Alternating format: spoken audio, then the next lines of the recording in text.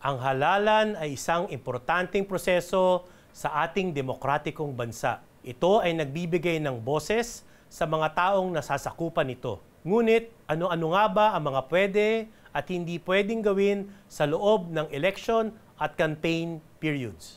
Samahan ninyo ako at tatalakayin natin ang mga election offenses dito sa Pilipinas, mga pinagbabawal na may kaugnayan sa halalan na may malaking epekto sa ating demokrasya. Mula sa maling paggamit ng pondo ng gobyerno, pananakot, hanggang sa ilegal na gawain sa panahon ng kampanya. Ating alamin kung ano ang mga ito at paano natin mapoprotektahan ang ating mga karapatan bilang botante dito lang sa Batas et al. Sa Newswatch Plus.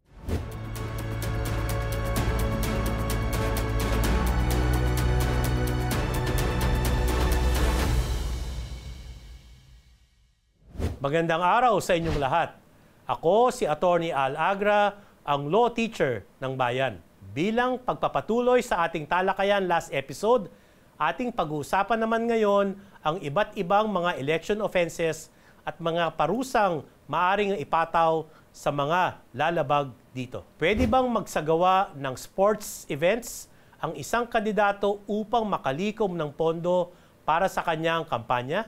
Sa panahon ng campaign period, that's February 11 for senators and party list, and March 28 for local, regional, and ating mga kongresista, bawal na po para sa kahit sino man, kandidato ka man, party list, political party, or any voter, bawal na pong magpalaro, bawal na pong magpaboxing, bawal na po ang magpasayaw, bawal na po ang magpa-lottery for fundraising para sa layunin ng kampanya. Pwede magpalaro, pwede magpasayaw, pwede magpa-beauty pageant kung iba ang layunin. Pero kung ang layunin ay fundraising for a campaign para sa ikakapanalo, ikakatalo ng isang kandidato, ito po ay ituturing na election offense. Muli, ang paalala, ito ay bawal during the campaign period. So before the campaign period, ito po ay pwede pa nating gawin. Legal bang magbigay ng libreng pagkain at inumin sa rally? Alam niyo, maraming hindi nakakaalam. Bawal ang libreng transportation, libreng pagkain at libreng inumin 5 hours before and 5 hours after the rally. Hindi lang po ang kandidato ang pwedeng lumabag nito. Hindi lang political parties ang pwedeng lumabag na ito. Sa ilalim ng batas, napakalinaw, saklaw ng pagbabawal ay ang mga botante. Kaya whether voter ka man, whether candidate ka man or public official, ito ay pinagbabawal. Pwede kang makulong. And for candidates, pwede kang ma-disqualify. Ang pagbabawal na ito ay hindi lang rally sa panahon ng kampanya. Bawal din ang free food, drinks, and transportation a day before election, that's May 11, and even during the day of the election or May 12. Naglabas ng memo ang employer sa mga empleyado niya na dapat iboto ang isang kandidato. Maaari ba niyang gawin ito? Ano ang mga posibleng parusa na maaring kaharapin ng employer kung siya ay mahuhuli? Coercion of subordinates ay isang election offense sa ilalim ng Omnibus Election Code. At ang election offense na ito ay saklaw whether employer ka ng isang pribadong korporasyon or maging sa isang public office. Kaya't pwedeng managot ang isang presidente ng isang korporasyon o isang opisyal ng isang public office. Huwag natin pwepwersahin, huwag nating tatakutin, huwag nating i-intimidate ang ating mga subordinates. Muli, ang saklaw ng pagbabawal na ito ay employer, public official, at even kaparian.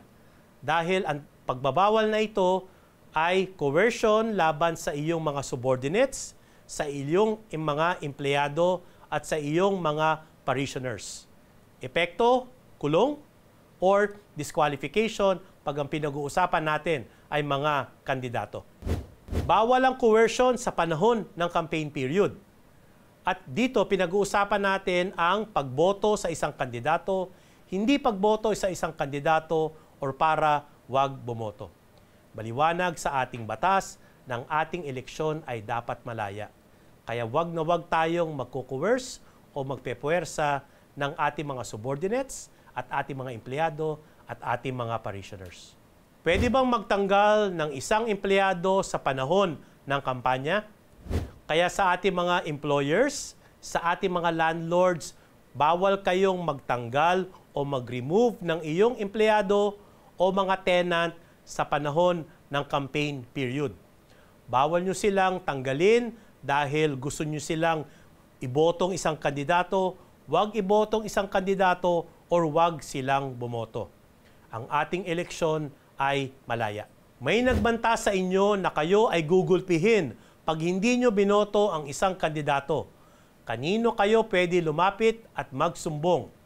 At ano ang mga posibleng parusa sa kanya? Sa panahon ng campaign period, again, February 11 for senators and party list, and March 28 for local, regional, and ating mga kongresista, bawal pong manakot. Manakot ng kapwa botante or kahit sino man na dapat mong iboto ang isang kandidato, wag mong iboto ang isang kandidato, or wag bumoto. Ang pananakot ay pwedeng may kasamang violence, pwedeng may kasamang punishment, paparusahan kita pag hindi mo to gawin, or damage or any disadvantage. So any form of threat, no? Kahit ano pa man ang pananakot, kahit ano pang anyo ng pananakot, huwag tayong mananakot ng ating kapwa para lamang sa kampanya. Kung kayo ay nakatanggap ng pananakot, saan kayo pwede pumunta? Pwede kayo mag-file ng election offense case sa ating mga prosecutors or piskalya or ating sa COMELEC Law Department, at kung napatunayan nila may tinatawag na probable cause, pwede kayong sampahan ng kaso at ang ating regional trial court ang maghuhusga kung ginawa mo ang offense na ito o hindi. Para sa ating mga kandidato naman, dahil ito ay pagbabawal para sa lahat, kung ikaw ay kandidato, pwede kang ma-disqualify sa tinatakbo mong posisyon. Legal ba maglabas ng public funds sa campaign period? Sa ilalim ng ating Omnibus Election Code, bawal maglabas ng public funds for any public works 45 days before the election. At kailan ito? Para sa usapin ng May 12, ito ay sa March 28. So before that, pwede pang maglabas ng pondo ng taong bayan para sa public works. Pero merong exception dito na pwedeng gumamit ng pondo ng publiko for public works. Number 1, maintenance na isang proyekto. Number 2, kung merong kalamidad, merong emergency, pero ang public funds ay pwede lamang gamitin to repair yung nasirang public works. Pangatlo, kung meron isang proyekto na kailangan paggamitan ng public funds na dumaan sa bidding, hindi yan saklaw ng tinatawag nating public works ban. Paggawa ng mga drawing, paggawa ng mga detailed engineering designs, yan din ay hindi saklaw ng ating public works ban. Paalala lamang sa ating mga public offices para sa social services, particular sa ating DSWD. At for socialized housing, kailangan pong kumuha ng clearance galing sa Commission on Election. Sa usapin naman ng paggamit ng public funds for public works dahil sa isang kalamidad or emergency, hindi na po kailangan kumuha ng pahintulot galing sa Commission on Election. Laman ng ating news yung tinatawag nating AIX, Assistance to Individual in Crisis Situation. No, nag-apply ang DSWD tungkol dito at binigyan ng pahintulot ng ating Commission on Election ang paglabas ng AIX even during the campaign period. Kasi ang pagbabawal nitong sa public works, paggamit ng public funds, ay may kinalaman sa kampanya. Ang mga pondong ito ay hindi dapat para sa kampanya, ikakapanalo o ikakatalo ng isang kandidato. Kaya itong programa ng AIX ng ating gobyerno ay hindi para sa kampanya. Ito ay para sa ating mga mamamayan na nasa crisis situation. Kaya kung kayo ay may agam-agam, pwede nyo bang gamitin ang public funds para sa public works Ang aking payo, kayo ay dumulog at humingi ng pahintulot at clearance sa ating Commission on Election. At linawin ko lang, ang pwedeng lumabag sa election offense sa paggamit ng public funds for public works ay mga public official lamang. Dahil sila ang may control, sila ang nagdi-disburse ng public funds. Meron bang mga araw sa campaign period na bawal mangampanya? Merong 4 na araw sa loob ng campaign period na bawal mangampanya para sa ikakapanalo o ikakatalo ng isang kandidato. Una, May 12. Sa araw ng halalan, bawal na po mangampanya. Pangalawa, May 11 or a day before election, bawal na rin po ang pangangampanya. April 17 at April 18, bawal na rin pong mangampanya. Ano ang 2 araw na ito? Ito ang Huwebes Santo or Monday, Thursday, at April 18 naman for Biyernes Santo o Good Friday. Muli, bawal ang pangangampanya sa 4 na araw na ito na nakapaloob sa campaign period. Maaari ba mag-appoint at mag-promote sa panahon ng kampanya? Ang election offense sa usapin ng appointment at promotion ay para sa public sector lamang. Walang pagbabawal for appointment or promotion sa ating pribadong sektor. Merong 4 na kailangan tayong alamin: appointment, creation of a new office, promotion, or giving salary increases sa public sector. Pag-usapan muna natin ang appointment at creation of public offices. Bawal na po itong mangyari during the campaign period for local officials or beginning March 28. Pero merong exception. Kung makakakuha kayo ng pahintulot galing sa Commission on Election at kailangan itong i-justify, sasabihin ninyo na kailangan ito for the proper functioning of your office or dahil may urgency, pwede kayong pagbigyan ng Commission on Election sa usapin ng appointment at pag-create ng panibagong office. Sa usapin naman ng promotion at pagbibigay ng salary increases, wala po itong exception. Hindi po pwedeng payagan ng COMELEC.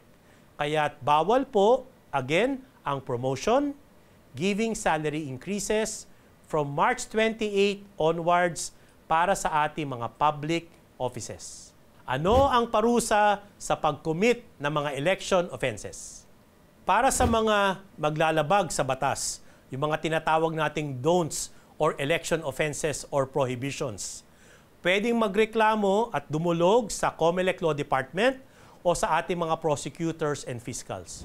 Kung mapapatunayan na mayroong probable cause, pwede mag-file ng information sa ating regional trial court. Ang ating regional trial court ay magko-conduct ng trial at 2 ang pwede maging desisyon, to acquit or to convict. Kung kayo ay mako-convict, pwede kayong makulong anywhere from 1 year to 6 years at kasama sa desisyon ng regional trial court ang pagbabawal sa inyong bumoto at tumakbo sa isang elective public office. Kung kandidato naman ang lumabag at nag-commit ng election offense, pwede rin siyang kasuhan ng isang election offense case at para sa mga kandidato, pwedeng mag-file ng petition to disqualify that candidate. Hanggang kailan pwedeng i-file ito? Up to the time before the proclamation of that candidate, pwede mag-file ng isang reklamo or petition sa ating Commission on Election Division. And there are 2 divisions sa ating COMELEC, 1st and 2nd Division. Kung hindi sang-ayon ang nag-file o ang kandidatong kinasuhan, pwedeng dumulog sa COMELEC and Bank at kung hindi sang-ayon sa desisyon ng ating COMELEC and Bank, pwedeng magsampa ng apela o petisyon sa ating Supreme Court. Anong epekto? Pwede kang ma-disqualify sa halalan. Kung sakaling ikaw ay manalo sa eleksyon at magkaroon ng final decision after you were proclaimed and you assumed office, pwede kang matanggal sa iyong posisyon. Napakarami ng bawal sa eleksyon sa Pilipinas. Ang tanong, ito ba ay umiiral, napapatupad, or bawal lamang sa papel? Ang sagot ay hindi lamang sa COMELEC at sa mga korte. Nasa kamay ng bawat botante ang pagmamasid at pagreklamo. At dyan nagtatapos ang ating talakayan tungkol sa election offenses. Maraming salamat sa inyong lahat. Muli, ako ang law teacher ng bayan, Attorney Al Agra. Abangan ninyo ang mga susunod pa nating talakayan tungkol sa eleksyon dito lang sa Batas et al. Sa Newswatch Plus.